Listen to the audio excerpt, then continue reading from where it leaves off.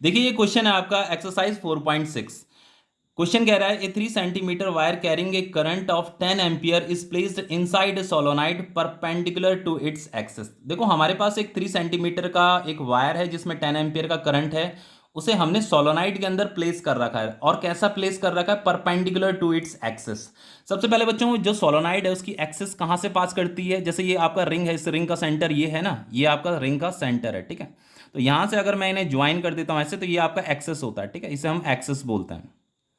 इस सोलोनाइड का एक्सेस है, और हमने इस एक्सेस के परपेंडिकुलर जो है एक 3 सेंटीमीटर का वायर यहां पे प्लेस कर रखा है इस तरीके से। ये मान लो ये 3 सेंटीमीटर का एक करंट कैरिंग वायर है जिसे हमने परपेंडिकुलर रखा हुआ है टू इट्स एक्सेस, ठीक है।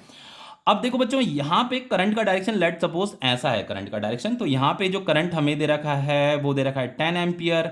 जो वायर का जो लेंथ दे रखा है वो दे रखा है 3 सेंटीमीटर। तो अगर मैं इसे मीटर में कन्वर्ट करता हूं तो ये 3/100 मीटर हो जाएगा। आगे कह रहा है the magnetic field inside the solenoid is given to be 0.27 tesla. देखो बच्चों, इस सोलोनाइड के इनसाइड जो मैग्नेटिक फील्ड है वो इतना मैग्नेटिक फील्ड है। आपको पता होना चाहिए बच्चों कि जो आपका सोलोनाइड होता है ना, वो मैग्नेटिक फील्ड बनाता है। ये आपका करंट कैरिंग सोलोनाइड है, ठीक है। तो जो करंट कैरिंग सोलोनाइड होता है वो मैग्नेटिक फील्ड बनाता है और बार मैग्नेट की तरह भी बिहेव करता है, ठीक है। तो जैसे बार मैग्नेट में नॉर्थ पोल साउथ पोल होता है ना, उसी तरीके से बच्चों आपका इस सोलोनाइड में भी नॉर्थ पोल और साउथ पोल होता है। तो चलो मैंने मान लिया कि इसका ये वाला एंड जो है साउथ पोल है और ये वाला एंड क्या है, उसका नॉर्थ पोल है, ठीक है, क्योंकि ये बार मैग्नेट की तरह बिहेव करता है, ये भी मैग्नेटिक फील्ड बनाता है। और इनसाइड द सोलोनाइड जो मैग्नेटिक फील्ड की डायरेक्शन होती है वो साउथ टू नॉर्थ होती है। तो इनसाइड द सोलोनाइड जो मैग्नेटिक फील्ड की जो डायरेक्शन है वो क्या है आपकी? साउथ टू नॉर्थ है। ये आपकी मैग्नेटिक फील्ड है, ठीक है, जो कि हमें ये दे रही है 0.27।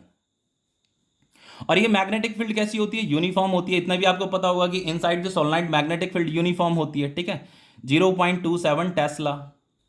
हमें यहाँ पे क्या बताना है? हमें यहाँ पे बताना है what is the magnetic force on the wire. ये जो वायर हमने यहाँ प्लेस कर रखी है, इस वायर पे कितना फोर्स लग रहा है ये हमें बताना है। तो बच्चों, force on current carrying wire placed in a magnetic field कितना होता है? वो होता है आपका वेक्टर फॉर्म में जो फॉर्मूला होता है वो होता है आई एल क्रॉस बी होता है, ठीक है ना, यही तो होता है फॉर्मूला। फाइनली हम इसे ऐसे लिख सकते हैं, देखो F is equal to I L cross B का फॉर्मूला क्या होता है? L B sine theta. Theta is the angle between length vector and magnetic field vector. तो मैग्नेटिक फील्ड की डायरेक्शन किधर है बच्चों? मैग्नेटिक फील्ड की डायरेक्शन तो इधर है। लेंथ वेक्टर किधर होगा? लेंथ वेक्टर जिधर करंट की डायरेक्शन होगी उधर ही लेंथ वेक्टर होगा। तो यहाँ पे एंगल कितना बनेगा? 90 डिग्री का एंगल बनेगा मैग्नेटिक फील्ड और लेंथ वेक्टर में। तो थीटा कितना हो गया? 90 डिग्री हो गया, ठीक है।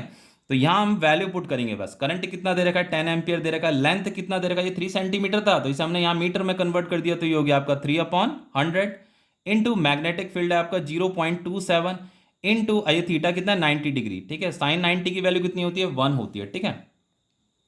तो कोई नहीं, ये हो जाएगा आपका। देखो देखो पहले से कैंसिल कर लेते हैं। ये 10 10 जो 100 हो गया। ये 3/10 कितना हो जाएगा? 0.3 इंटू 0.27, और यहाँ पे साइन 90 की वैल्यू कितनी होती है? 1 होती है।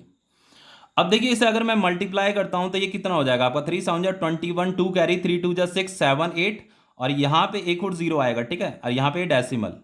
इसी को हम फाइनली साइंटिफिक फॉर्म में कैसे लिखेंगे? 8.1 इंटू 10⁻⁻² न्यूटन। तो ये क्वेश्चन आपका कंप्लीट हो गया है।